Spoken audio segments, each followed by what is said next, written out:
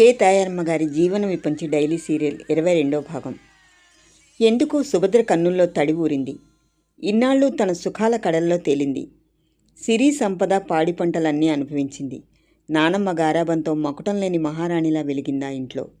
కానీ ఇప్పుడు ఒక్కసారి ఇంట్లో వాళ్ళందరూ గుర్తొచ్చి దుఃఖం ముంచుకొచ్చింది. ఇప్పుడు వాళ్ళందరి దృష్టిలో తను చచ్చిపోయింది.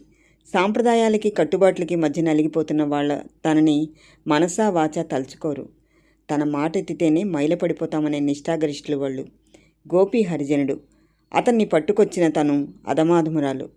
బావ కృష్ణశాస్త్రి ఎలా ఉన్నాడో. కృష్ణశాస్త్రి జ్ఞాపకాలు ఒక్కసారి ఆమె అంతరంగాన్ని కలిచివేసినాయి. ఎంత మంచివాడు బావ. చిన్నప్పటి నుంచి తన మీద ఆశలు పెనవేసుకున్న తన మార్గానికి మాత్రం అడ్డు రాలేదు.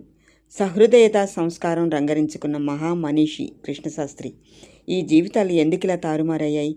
ప్రేమే పెన్నిదిగా నమ్ముకొచ్చిన సుభద్ర ఇతరుల గురించి ఆలోచించడం అవివేకం అనుకుని తన ఆలోచనల్ని గోపి వైపు మళ్లించింది. ఏదో ఉపశాంతికి పొందింది క్షణకాలం. 4 రోజులు గడిచాయి.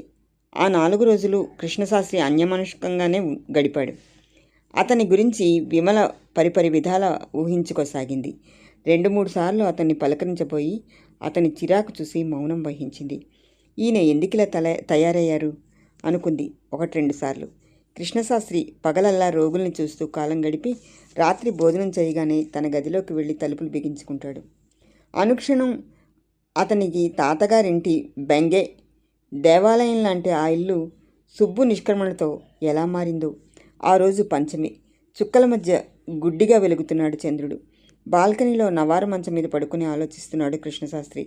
విమల గాజు గ్లాస్తో వేడి పాలు తీసుకొచ్చి అందించింది. గాజు గ్లాస్ అందుకొని గడగడా తాగి మళ్ళా అందించాడు కృష్ణశాస్త్రి. విమల మౌనంగా కిందకెళ్ళిపోయింది. కృష్ణశాస్త్రి చుక్కలను లెక్కిస్తున్నాడు.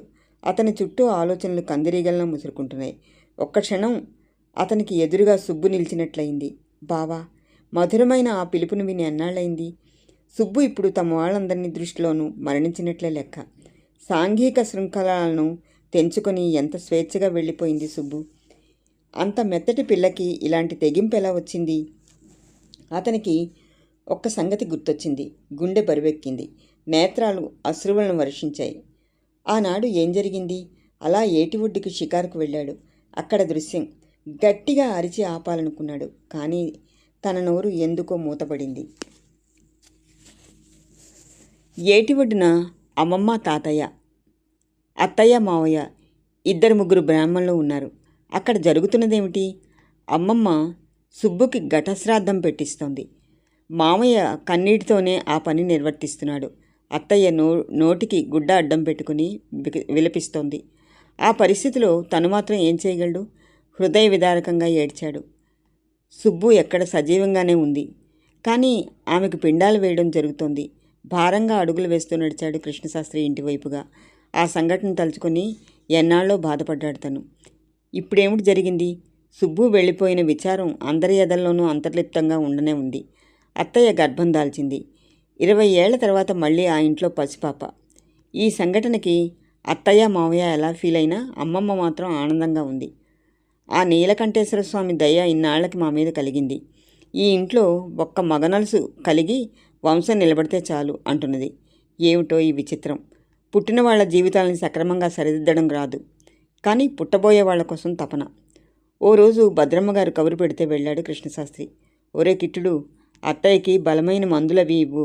రోజు ఓసారి వచ్చి చూస్తూ ఉండు. మళ్ళా నీకో మేనమరిది పుడుతున్నాడు. ఆమె ముఖంలో కాంతిరేఖ తళుక్కుమంది. ఏమిటో ఈ మనస్తత్వం. చిన్నగా నవ్వుకున్నాడు కృష్ణశాస్త్రి. దుర్గ ఇదివరకట్లా కృష్ణశాస్త్రి ఎదుటిగా రావడం లేదు. ఏమిటో ఈ ఆడవాళ్ళ మనస్తత్వం. ప్రతిదీ తనకేదో అవమానంగా భావిస్తారు. ఈ కాలంలో అత్తయ్య ఈడువాళ్ళు ఇంకా పెళ్ళిళ్ళే చేసుకోవడం లేదు. బాల్య వివాహాల వల్ల 30 ఏళ్లకే స్త్రీ అమ్మమ్మ అయి కూర్చుంటుంది. దాంతో తను పెద్ద ఆరిందాగా అనుకుంటుంది ప్రతిక్షణం. రోజూ వెళ్ళి చూసి వస్తున్నాడు తాతయ్య గారింటికి కృష్ణశాస్త్రి. విమలకి తర్వాత సంగతి తెలిసింది భద్రమ్మగారి ద్వారా. ఇందులో విచిత్రమేముంది అనుకుంది నవ్వుతూ. దుర్గకి నెలలు నిండుతున్నాయి. ఒంటికి నీరు పట్టి మిలమిలా మెరుస్తున్నది దుర్గ. కృష్ణశాస్త్రికి మాత్రం ఏదోగా బెంగగా ఉంది. అత్తయ్య కాన్పు సుకరం అవుతుందా. తను 1-2 సార్లు టెస్ట్ చేశాడు. కండిషన్ సరిగ్గా ఉన్నట్టు కనిపించలేదు. ఈ విషయం చెప్తే అందరూ భయపడతారు. అందుచేత అన్నాడు, అమ్మమ్మ అత్తయ్యని కాన్పుకి పట్నం తీసుకెళ్తే బాగుంటుందేమో. అక్కడ అన్ని సదుపాయాలు ఉంటాయి. పైగా లేడీ డాక్టర్లు ఉంటారు. ఈ ఊళ్ళో సరైన మంత్రసాని కూడా లేదే అన్నాడు. ఈ మాత్రం దానికి పట్నం ఎందుకురా కిట్టుడు? సుబ్బు పుట్టినప్పుడు ఇక్కడే పురుడు పోసాం. అప్పుడు మీ అత్తయ్య వయసు ఎంత అనుకున్నావు? 16 ఏళ్ళు అంటూ చిన్నగా నవ్వారు భద్రమ్మగారు. నిజమే అమ్మమ్మ, కానీ అత్తయ్యకి కాన్పు చాలా రోజుల తర్వాత వచ్చిందిగా అన్నాడు. ఈ ఊర్లో నరసమ్మను మించిన మంత్రసాని ఎవరూ లేరు. అందరి పురుళ్ళు అదే పోస్తుంది. పైగా సుబ్బు దాని చేతి మీదే పుట్టింది అని అతి సులువుగా సమాధానం చెప్పారు భద్రమ్మగారు. సన్నగా నిట్టూర్చాడు కృష్ణశాస్త్రి. అతని మస్తిష్కం పనిచేయడం మానేసింది. చదువులు, సంధ్యలు, నాగరికతలు అంటూ పట్నాలకు ఎగబడుతున్న కొన్ని విషయాల్లో మాత్రం తన మూర్ఖపు పట్టుదలని విడిచిపెట్టరు ఈ అగ్రహారికులు. ఇక ఎన్ని చెప్పినా వినదు అమ్మమ్మ అనుకుంటూ ఇంటికి బయలుదేరాడు కృష్ణశాస్త్రి. దారిలో 2-3 కనబడి, డాక్టర్ బాబు నమస్కారం అన్నారు వినయంగా. ఊరు కరణం వెంకటప్పయ్య కనబడి, ఏరా కిట్లు, ఎట్టా ఉంది ప్రాక్టీసు అంటూ పలకరించాడు. ఏదోలే బాబాయ్ అంటూ నవ్వాడు కృష్ణశాస్త్రి సశేషం.